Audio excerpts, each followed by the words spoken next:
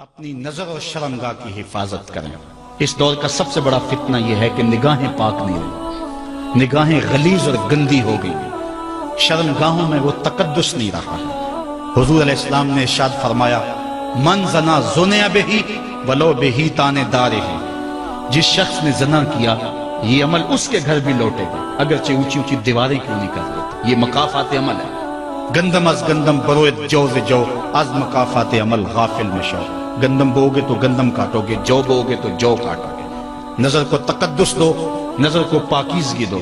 حضرت لقمان حکیم کہتے ہیں کہ میں کئی نبیوں سے ملا ہوں، کئی نبیوں سے ملاقات کی ہے، اور میں ان سے دو دو چار چار باتیں جمع کی ہیں، اور ان ساری باتوں کو میں نے جمع کر کے 100 باتیں جمع کی ہیں، اور ان کا پھر میں نے خلاصہ تیار کیا ہے۔ ان میں 8 باتیں الگ کی ہیں۔ ان 8 باتوں میں ایک بات یہ ہے، جب کسی کے گھر جاؤ تو نظر کو حفاظت میں رکھو۔ جس شخص کے مہمان بنو، جس کے گھر جاؤ، تمہاری نظر نہ بھٹکنے پائے۔ نظر اگر غیر محرم کو شہوت سے دیکھتی ہے، حدیث میں آتا ہے کل قیامت کے دن جہنم کی آگ سے بھر دی جائے گی، وہ سخت رسوا ہوگا۔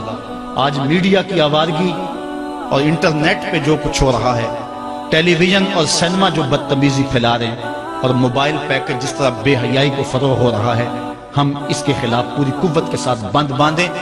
اپنی اولادوں کے ہاتھوں سے ناول چھین لو، ان کے ہاتھوں سے جو ہے وہ فلمیں چھین لو، ان کی خلوتوں پہ نظر رکھو اور ان کی حفاظت کرو۔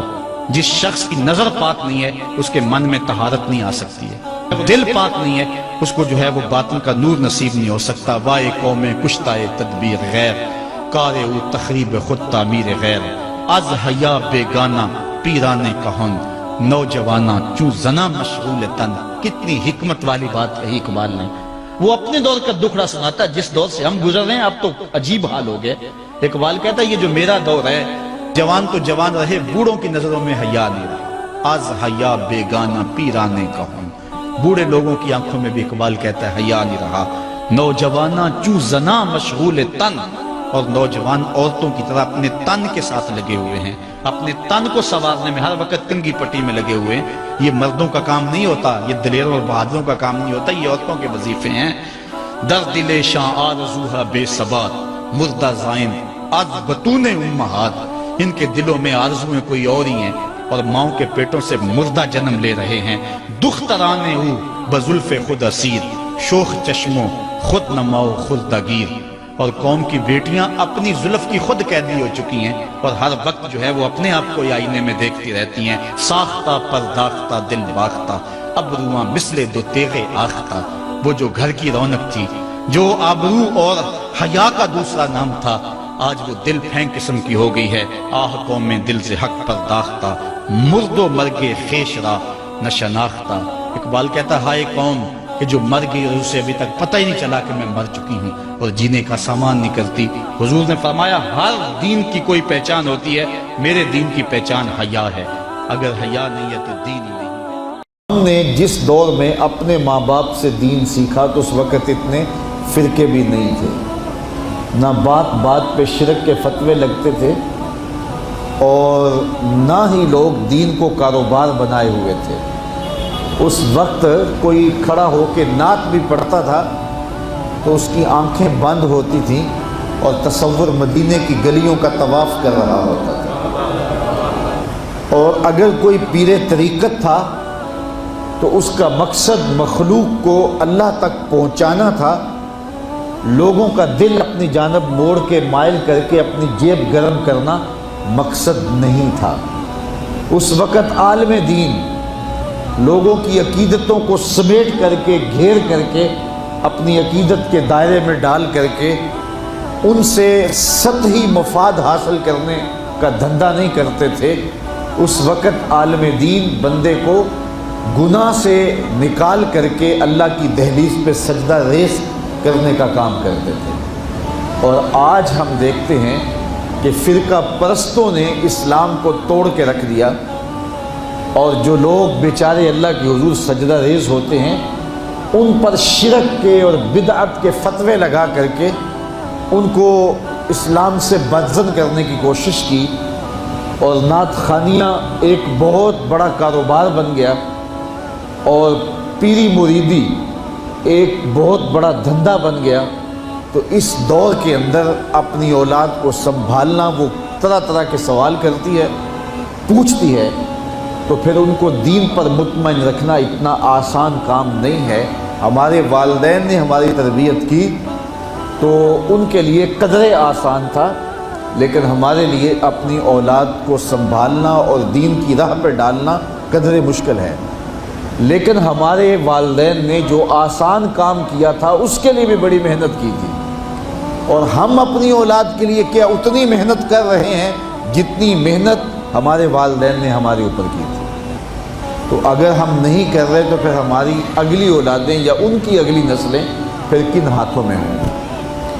تو اس لیے ہمیں خاص طور پہ سوچنا چاہیے۔ میں نے قرآن مجید کی جو آیت کریمہ پڑھی ہے اس میں ارشاد فرمایا، اپنے آپ کو اور اپنی اولاد کو دوزخ کی آگ سے بچا لو جس کا ایندھن انسان اور پتھر ہے۔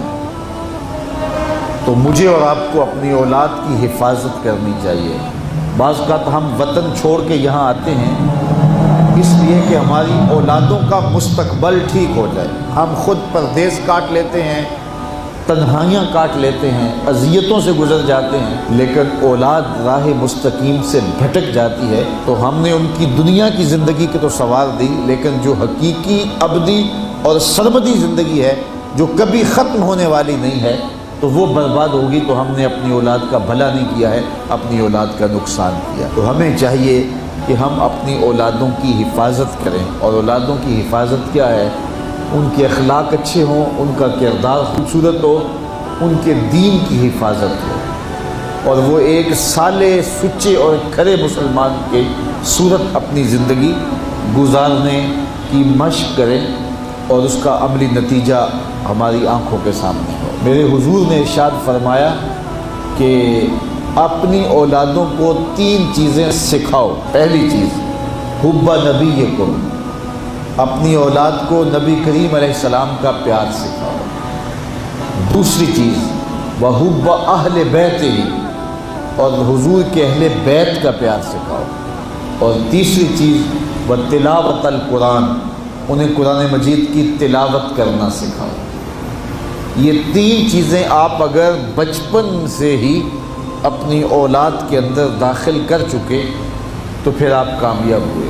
یہ بات ذہن میں رکھیے کہ ہم اس وقت متوجہ ہوتے ہیں اولاد کی تربیت کے لیے جب وہ ہمارے ہاتھ سے نکل چکی ہوتی ہے۔ ہمارے گھروں میں ہماری صبح کا آغاز قرآن مجید کی تلاوت سے ہو تو پھر خیر و برکت کے قافلے ہمارے گھروں میں اتریں گے۔